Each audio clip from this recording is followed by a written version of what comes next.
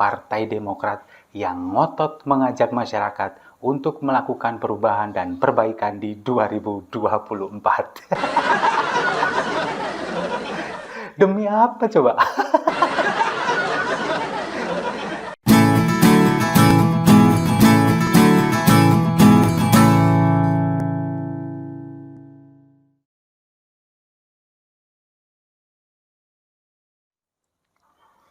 Salam damai untuk Indonesia, berjumpa lagi bersama saya, Papa Dimas. Info kali ini datangnya dari Partai Demokrat yang ngotot mengajak masyarakat untuk melakukan perubahan dan perbaikan di 2024. Demi apa coba? Jadi kan selama ini kan yang kita tahu, koalisi perubahan itu kan yang mengusung Anies Baswedan dimotori oleh Partai Nasdem. Kemudian didukung sekarang oleh Partai Demokrat dan juga PKS. Karena pada waktu itu Nasdem ini mengatakan bahwa Anies adalah antitesa Presiden Jokowi. Sehingga di sanalah kemudian muncul bahwa ini adalah koalisi perubahan, koalisi yang ingin merubah sesuatu yang sudah ada, sesuatu yang benar ini mau dirubah. Entah mau dirubah seperti apa, kita nggak tahu.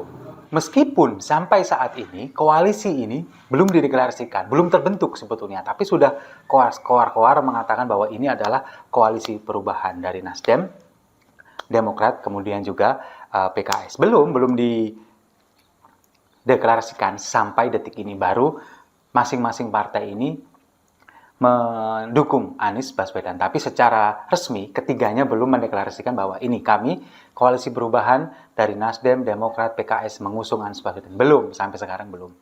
Nah, kemudian kemarin di akun media sosialnya Partai Demokrat ini ada sebuah e-flyer yang menunjukkan, ada postingan, ini ada foto dari Syahrial Nasution. Dia adalah Deputi Balitbang DPP Partai Demokrat. Di flyer ini yang saya tampilkan ini, dia mengajak masyarakat untuk melakukan perubahan dan perbaikan di pemilu 2024 karena meyakini bahwa akan ada banyak pihak yang ingin menggagalkan koalisi perubahan.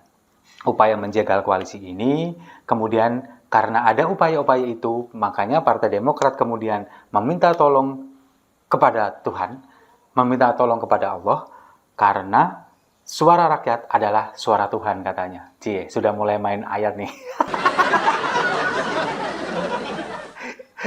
Nah, ini kemudian dengan dipostingnya ini menimbulkan kecurigaan, terutama bagi diri saya pribadi. Kecurigaannya apa? Yang pertama, kecurigaan saya muncul, ikrar ini muncul setelah kunjungan AHY ke Kota Malang dan Kota Batu beberapa hari yang lalu. Kalau saya lihat dari beberapa video atau dari beberapa foto yang saya dapatkan dari rekan-rekan jurnalis yang ada di Malang sini, di Kota Batu, di Kabupaten, kemarin itu selama di Kota Batu dan di Kabupaten Malang, AHY ini menggelar acara, ada di Taman Wisata Coban Rondo, salah satunya, di Kecamatan Pujon, Kabupaten Malang. Kemudian ada di Hotel Singasari Resort yang ada di Kota Batu. Di sana ini dihadiri juga oleh Pepo, oleh bapaknya, mantan Presiden SBY. Kemudian juga ada, saya melihat, si Andi Malarangeng, mantan koruptor yang kemudian sekarang dijadikan petinggi Partai Demokrat. Sepertinya, kalau menurut saya, sepertinya setelah melakukan kunjungan ke Kota Batu dan Kota Malang, kemudian muncullah ikrar ini mengajak masyarakat untuk melakukan perubahan dan perbaikan. Nah, kalau beberapa waktu yang lalu ketika saya bahas video tentang AHY yang ingin datang ke Malang, kemudian menanyakan ingin tempat nongkrong di Malang di mana, ternyata dari beberapa video yang saya dapatkan dari teman-teman jurnalis yang ada di sini, selain melakukan kegiatan itu, bertemu dengan kader, kemudian bertemu dengan petani, dengan masyarakat, ya memang benar-benar AHY ini nongkrong. Ada videonya, tapi nggak mau saya tampilkan. Saya punya videonya, dia lagi nongkrong di salah satu kafe, ya seperti tempat mewah, tempat healing begitu, yang ada di wisata air terjun Coban Rondo, yang ada di Kecamatan Pujon, Kabupaten Malang. Nah, kemudian Kalau kita berbicara masalah perubahan yang ingin digaungkan oleh Partai Demokrat, mengajak masyarakat, perubahan seperti apa sih yang sebetulnya ingin dilakukan oleh Partai Demokrat ini? Kalau kita melihat pemerintah Presiden Jokowi saat ini yang masih kurang 1 tahun lagi, ini sudah on the right track kalau menurut saya. Semuanya sudah ada di jalur yang benar. Sekarang kita melihat Indonesia disegani oleh pemerintah dunia. Beberapa kepala pemerintahan negara-negara lain, baik di Eropa, di Amerika, di Asia khususnya, ini sangat segan dan sangat menaruh hormat kepada Presiden Jokowi. Karena apa? Karena kita lihat Presiden Jokowi meskipun orangnya kurus, dari rakyat biasa, tapi nyalinya sangat besar.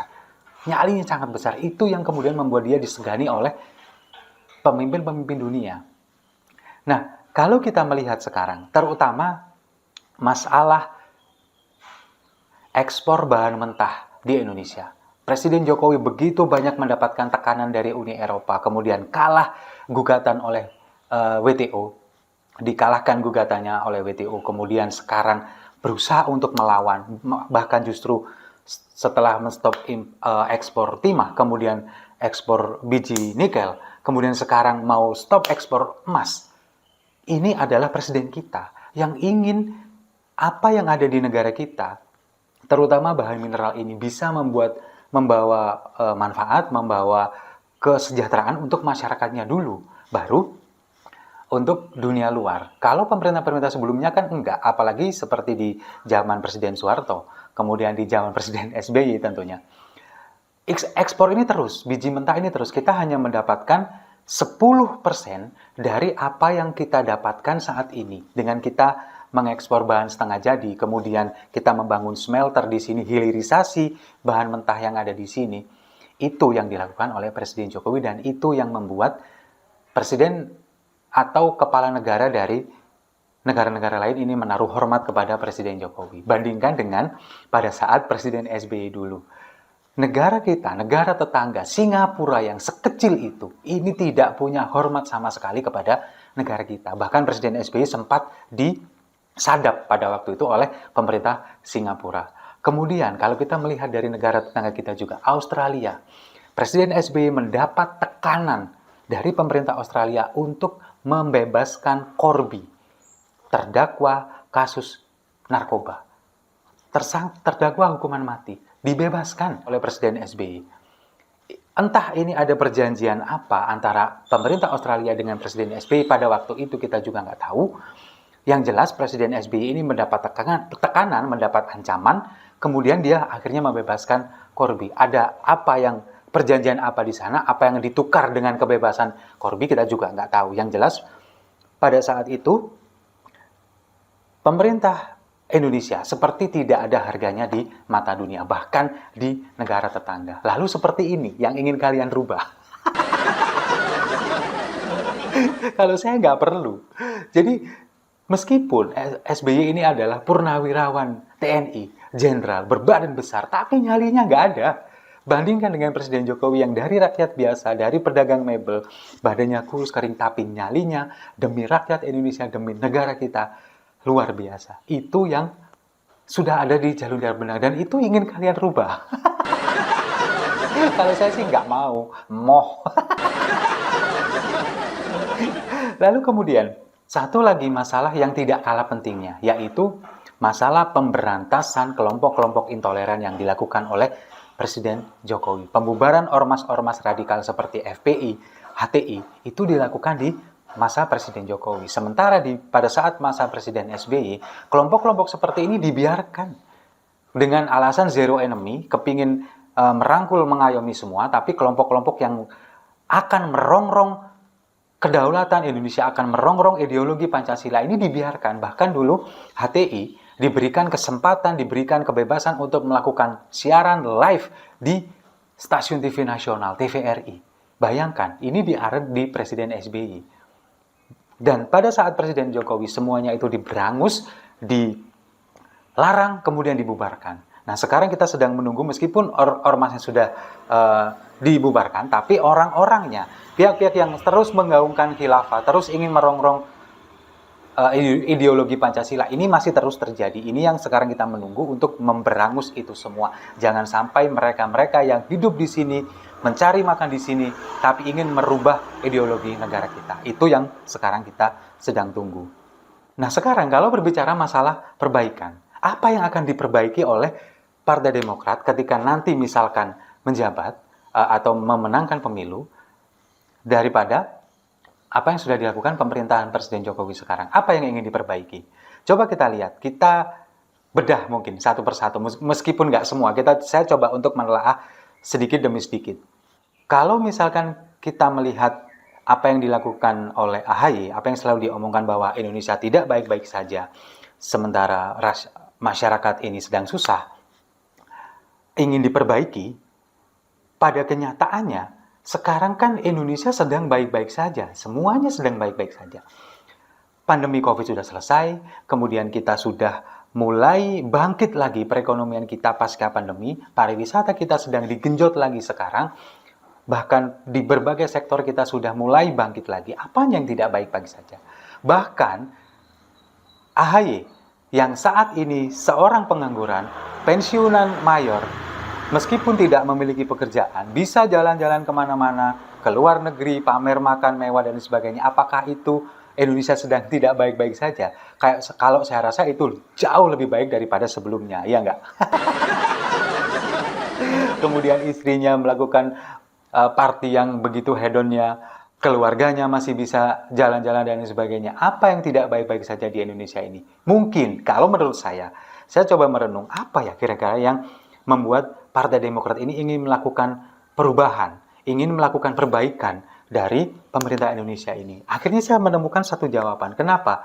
Ya kemungkinan ini yang ingin diperbaiki, yang tidak baik-baik saja bagi Partai Demokrat adalah saat pemerintah Presiden Jokowi ini memberikan tindakan tegas kepada pelaku korupsi yang ada di Indonesia. Meskipun belum sempurna, belum menyeluruh penerapan hukum ini, tapi sebagian besar koruptor-koruptor ini sudah ditindak secara tegas. Mungkin itu yang akhirnya membuat Partai Demokrat ingin mengembalikan ke masa kejayaan Presiden SBY zaman dahulu, ketika bisa melakukan bancaan proyek, ketika bisa melakukan korupsi berjamaah tapi aman-aman saja, Pangeran Cikeyas juga aman, bahkan Andi Malarangeng yang jelas-jelas mantan narapidana koruptor sekarang bisa menjadi elit di sebuah partai yang pernah berkuasa selama 10 tahun. Ini mungkin yang menurut Partai Demokrat tidak sedang baik-baik saja dan ingin diperbaiki dan ingin dirubah kembali ke zaman dulu. Kayaknya sih seperti itu. Jadi ingin mengembalikan semuanya ke zaman jahiliyah di tahun 2004 hingga tahun 2014. Bagaimana seorang pemimpin ini kemudian autopilot, seperti yang banyak orang bilang, semuanya serba auto, pemerintahan mengalir begitu saja, tidak ada pembangunan infrastruktur yang masif seperti sekarang, peningkatan ekonomi masyarakat nggak ada, masyarakat hanya dimanjakan dengan subsidi, kemudian pemerintahannya, terutama presidennya, sibuk prihatin, sibuk bikin album, tidak pernah memikirkan bagaimana nanti ketahanan energi kita untuk masa depan, bagaimana kita bisa mengelola sumber daya kita, sama sekali tidak terpikirkan. Bahkan untuk berkunjung ke daerah terpencil seperti di Papua, kemudian di daerah-daerah terpencil yang jarang tersentuh oleh pembangunan, ini pun tidak dilakukan. Anteng kemudian di istana, melukis, menciptakan lagu, dan dengan cara zero enemy ini tadi, meminimalisir konflik, tujuannya untuk meminimalisir konflik, tapi justru malah sebuah blunder, kalau menurut saya menjadi sebuah peternakan kadrun begitu loh. Jadi sebuah mengembangbiakan ideologi yang bisa merongrong ideologi Pancasila. Itu yang dilakukan selama 10 tahun. Makanya saya bilang ini adalah era jahiliyah. Coba bayangkan sekarang, kita lihat bagaimana infrastruktur tidak dibangun semasif sekarang, kemudian masyarakat dimanjakan dengan subsidi, sementara pejabatnya bancaan proyek yang sebegitu besar, kemudian korupsi berjamaah yang dilakukan. Mungkin itu yang ingin dikembalikan oleh Partai Demokrat. Tapi nggak semudah itu, Ferguson. Saya dari Siwar TV dan juga masyarakat yang cinta NKRI ini nggak akan membiarkan semua itu terjadi. Kita nggak akan membiarkan kepemimpinan Presiden Jokowi yang sudah benar ini, sudah ada di jalur yang benar, di track yang benar ini, harus dilanjutkan. Kita akan menjaga itu. Jangan sampai ini dirubah, jangan sampai ini kemudian diperbaiki ke arah yang salah, karena kita sudah ada di jalur yang benar. Kalau misalkan ada perbaikan, itu wajar kalau menurut saya. Ada perbaikan menuju ke arah yang lebih baik, itu wajar. Kalau ini dirubah, saya rasa enggak. Kita enggak akan tinggal diam. Jangan sampai ini dirubah, apalagi dirubah menjadi ke arah yang tidak benar. Makanya kita ingin sekarang ini mencari pemimpin, mencari penerus Presiden Jokowi, bukan pengganti. Kalau mereka, Partai Demokrat, ini kan ingin mengganti, ingin merubah dan ingin memperbaiki. Ini berarti ingin mengganti, sementara kami ingin mencari penerus Presiden Jokowi.